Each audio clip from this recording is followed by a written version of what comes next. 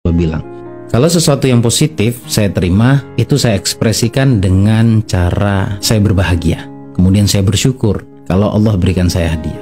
Tetapi kalau misalkan saya diberikan sesuatu yang tidak baik menurut sudut pandang saya mengekspresikan rasa syukur itu dengan menerima dan mengucapkan kepada Allah, terima kasih ya Allah, Engkau pasti punya niat baik, Engkau pasti merencanakan sesuatu yang baik untuk saya di masa yang akan datang. Walaupun saya melihat kejadian atau satu kejadian yang datang kepada saya itu adalah negatif, sudut pandang saya ya, tapi kalau menurut Allah sudah pasti yang baik.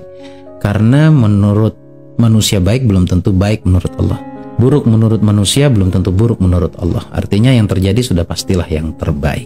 Jadi poin keempat adalah syukur, menerima semua kondisi.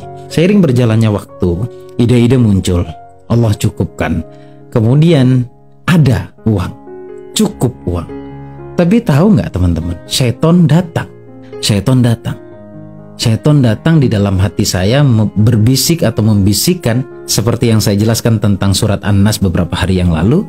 Dia berbisik, udah ada duit tuh, udah bayar aja setiap bulannya, nggak usah ditutup, takutnya besok-besok kamu perlu. Itu bahasa hati. Saya yakin Anda juga merasakan hal yang sama ketika sudah dapat duit mestinya bisa ditutup, bisa dibayar, udah lepas dari riba, tetapi kadang-kadang kita tergoda malah nyaman di riba, tapi tanpa kita sadari malah menggerus ke dalam lebih dalam lagi. Itu yang keempat ya, jadi bersyukur. Ada satu poin lagi, yaitu sedekah. Sembari saya berikhtiar, sembari saya nikmati perjalanan hidup, sembari saya kadang-kadang galau, sembari saya bersolawat, beristighfar, saya rutin dalam sedekah. Saya mulai memperbaiki pola-pola sedekah saya, baik itu secara kualitas dan juga kuantitas. Banyak kalau konten-konten atau video-video saya yang saya upload itu membahas tentang sedekah itu banyak. Paling tidak saya akan informasikan ke kamu, menurut saya pribadi, untuk kuantitas itu perlu memang, tapi ada hal yang perlu kamu ketahui. Yang pertama adalah 2,5% untuk persentasenya ya.